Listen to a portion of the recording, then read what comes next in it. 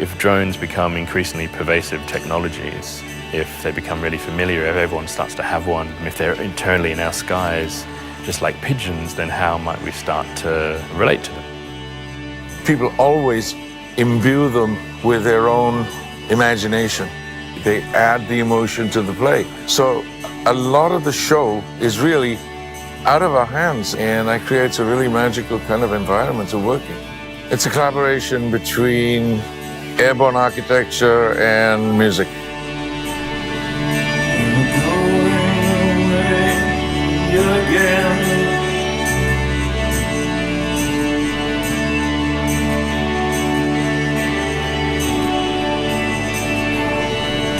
It's almost as if you never came.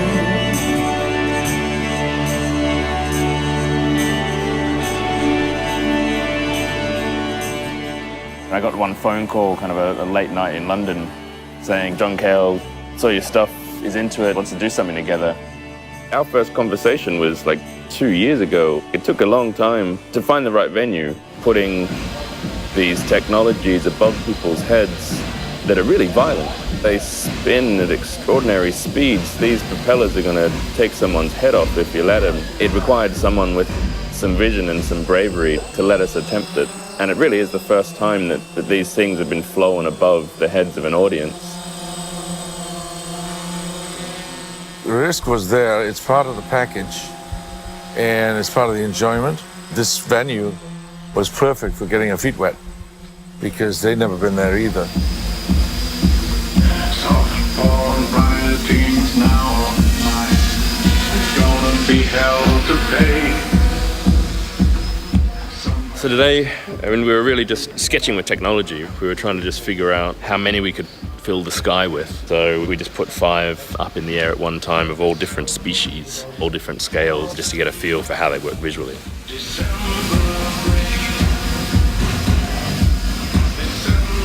We've managed to figure out just how to start to do things like carry John's voice on a flock of drones, bounce his voice around the stadium, kind of filling the air with these remote voices drifting and dancing back and forth. We've mic'd up some of the drones, and we've actually started to run them through the house PA, so we've created this wall of sound that's quite guttural, that almost vibrates your body, which is actually just from the sound of the drones themselves.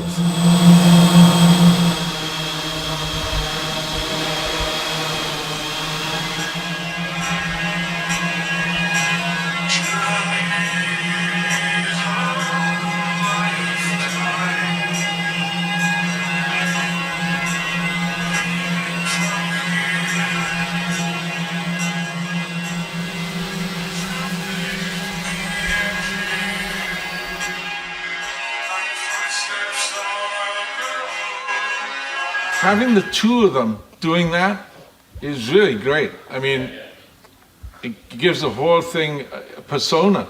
You know, it's one just chasing the other.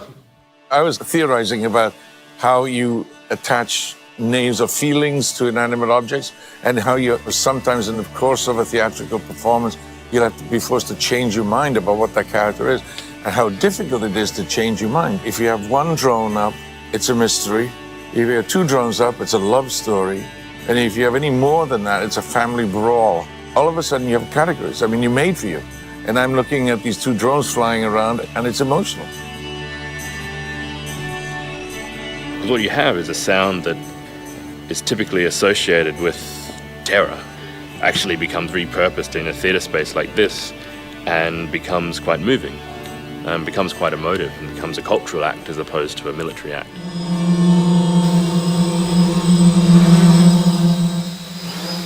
Yeah, the wing temperamental. Sensitive. I don't understand. They get a chance to fly in Barbican. You know? It's a good audience. Calm down, calm down.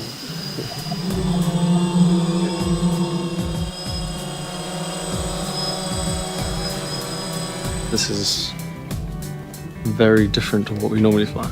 We're essentially pushing the boundaries of what these things are designed for.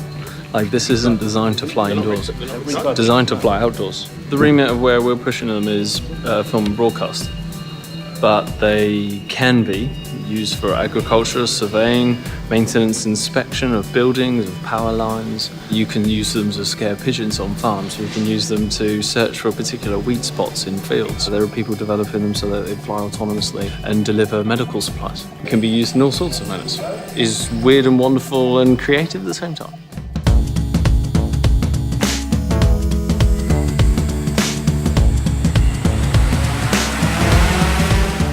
Every morning after each show, we have to go in and do life support on these things and resuscitate them and get them back into working order. And it's that vulnerability of the technology, which I think is really interesting. The line between it dropping and staying in the air is really fine. And hopefully the audience can see that when they know it's hovering above their head.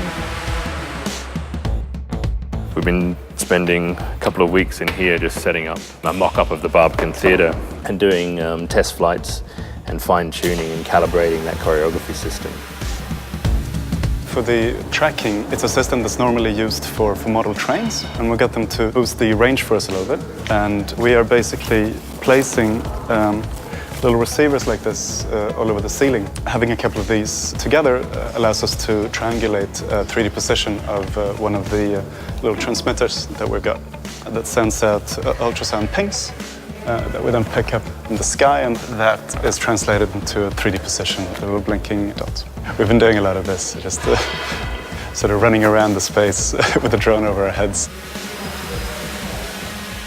We sort of first came up with a set of characters that we wanted to create. Liam had quite a strong vision about what each of those characters would be according to what kind of subcultures they would come from. Trying to move away from like the typical drone costume, like being really military associated, and sort of think about them as being the next mobile phone. So we wanted them to be playful and fun so people could look at them and laugh at them. It just makes you smile, like some of them are hilarious. So they all had different behaviors in the same way that every person has a different kind of walk. And it's through those little tweaks and quirks do you start to find your emotional attachments. So while we've been in the warehouse, John's been in LA in his studio putting together a whole series of new arrangements and scores for the drone orchestra. So he's taken some existing tracks and he's remastered them in the context of how long our battery lasts for. So now we have a new set of bespoke arrangements that are going to be piped through the drones. He's split off a lot of the tracks into different channels because some drones are going to take his lead vocals, some drones are going to take keyboards. So at the beginning, which one do you have? Mirrorball. Mirrorball. There was a song list, and there was a design, and we put the two together, and whichever worked. That kind of serendipity is the strength of the piece. It changed the music in the sense that I went back and I redrew the map of it. I changed the arrangements. I made them much harder. The fact that the arrangements were called just made the voice stand out more. The emotion in the singing, that much greater. So we're going to be in the middle of that? Yeah. Oh, yeah. It's just a forest of light, you know, just these sharp columns of light, right? That's fantastic. And then at the back, we have a couple of super-powered searchlights. You kill the forest for that one. Yeah, you're and talking just, turkey you now. just do the searchlight. That's it.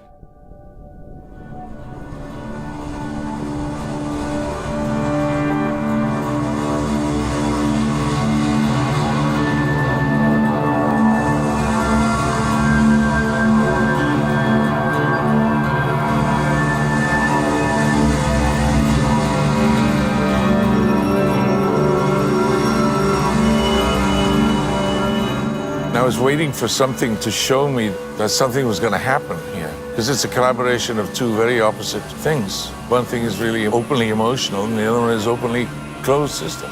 I mean, most of the people that came to those concerts had no idea what to expect and didn't understand what they saw, which is amazing, which is really exciting. Fertile ground for a lot of imagination. A big part of the project is to try and bring people closer to those technologies so we can start to understand them, we can start to connect to them in new kinds of ways. These are really defining technologies of a generation, but at the moment we're just on the edge of what they are and what they can be.